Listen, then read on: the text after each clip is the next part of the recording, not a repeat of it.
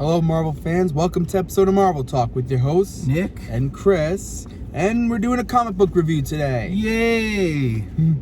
All right. I'm going to be going first because he has like a massive ass book and I was not prepared for this. I feel like every time I have to do these now, I have to ask him what he's doing because big ass book, small ass book. I'm only going to be quickly reviewing Wolverine Infinity War because he has a long ass thing to go to. But don't worry, I'm going to make it very quick, I promise. But he has longer stuff to talk about, so we're just going to talk about this real quick a little bit. So for anyone who doesn't know, this takes place after when Gamora actually changed the universe and everything went back. It starts off with Wolverine, talking about everything that's been going on. And this is also leading up to basically this. So for all you who want to get into that, get into it. I liked it. It's really nice. But he goes back to the mansion and he sees Jean Grey. Yeah, but that's not Jean Grey, actually. That is Loki in disguise. Right there.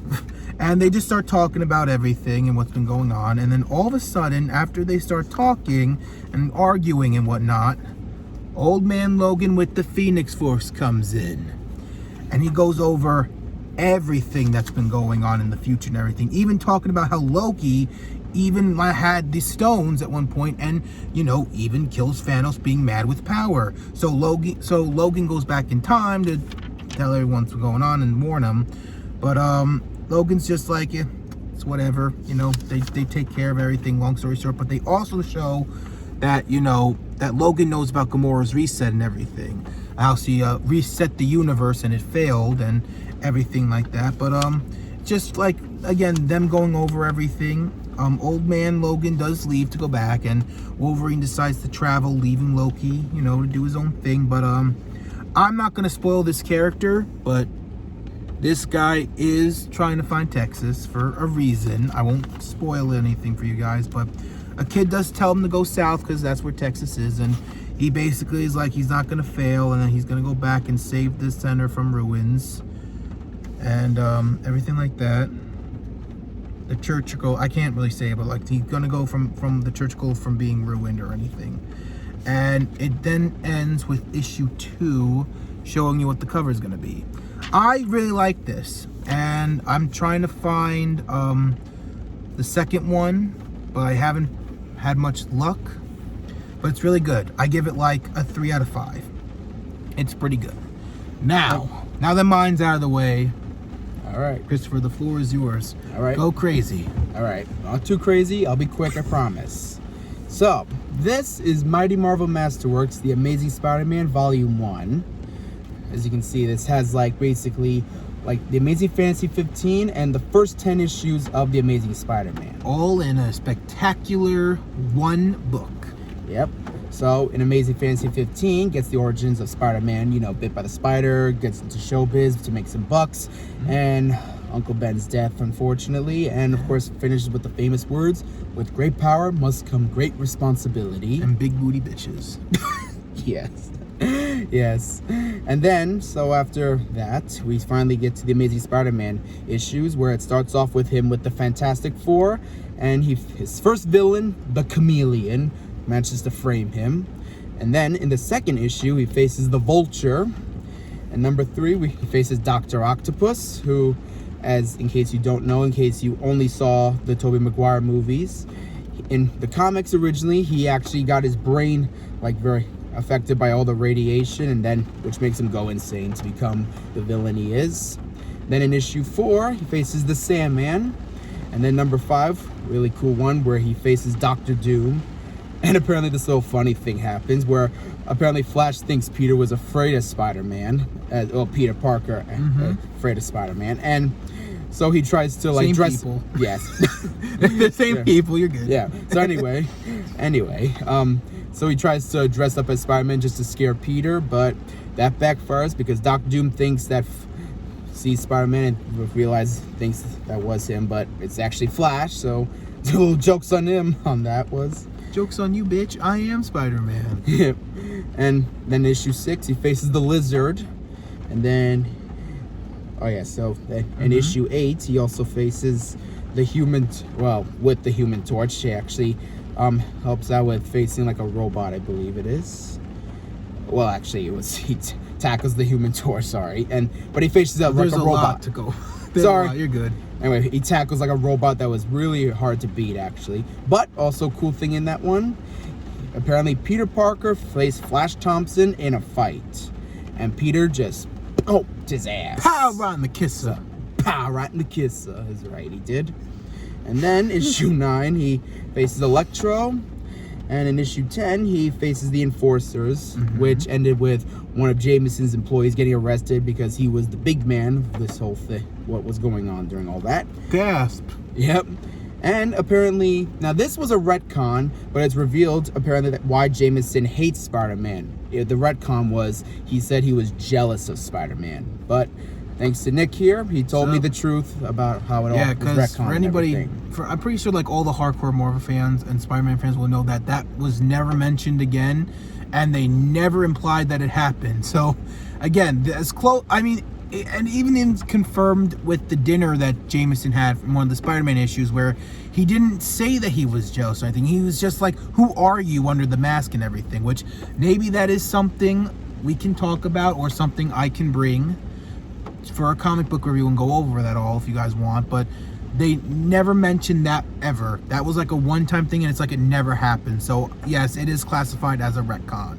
You guys can let us know in the comments down below if you agree with that or not, but I'm just speaking from knowledge and everything, so yeah. Yep.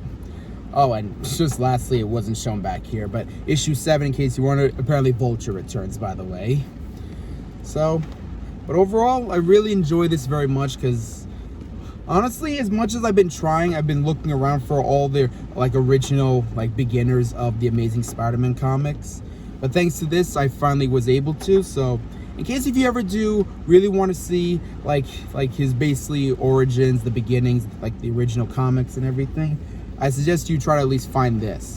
It's called Mighty Marvel Masterworks, The Amazing Spider-Man Volume 1, basically. Yeah, and if this was a very special cover I finally been looking everywhere for, because I really just, I just love this cover. It's iconic. It's like it's like the first Batman comic cover. Yeah. It's iconic. Because this is like where the world gets officially introduced to Spider-Man. Yeah. Also, before, as I was saying before, I got powed. Yes. If may I? Yes. Just an MCU fan, but you do want to like read these books without having to find like those giant ones. What are they called again? Well, like the omnibuses. We'll just call them Ultimate for now. Like, as of right now, we're gonna call those omnibuses Ultimates. But you don't want to go through all those, and but you really do want to read to see, how Spider-Man got started. Yeah, these are it. This is like the best way to actually read the Spider-Man comics. Because those are big books. I like those big books. I know James Gunn actually reads those books. He's in a story. Yeah, those are. I really like them.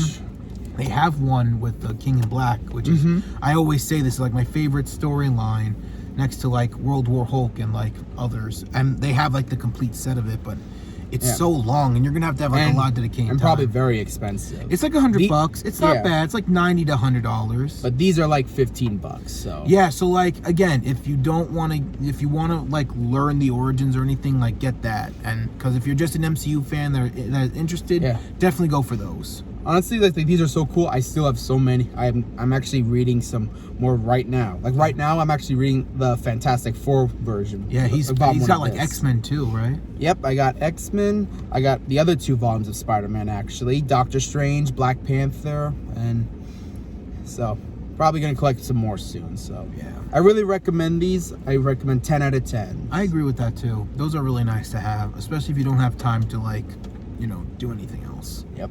But yeah, that is it, you guys. Thank you guys so much for watching. We hope you guys do enjoy. And we want to also apologize. We fucked up. Yes. We were supposed to do the Guardians of the Galaxy stuff leading up to Volume 3, which comes out next week.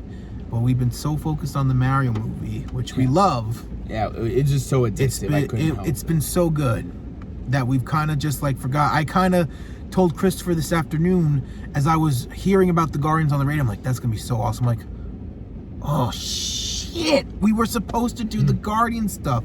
I texted him, and so we're gonna think of something, but we are definitely gonna do probably just the Guardians of the Galaxy Volume 1, 2, and 1. So we'll just talk about the 2 movies in one, and then do a very long talk about Volume 3 when we're done seeing it. Because there's probably gonna be a lot to talk about. They're calling this like better than, just as good as Endgame, and very emotional, and we're gonna have to bring tissues for that. Yeah, last time we didn't need tissues. For Black Panther Wakanda Forever. This we're probably gonna need tissues for.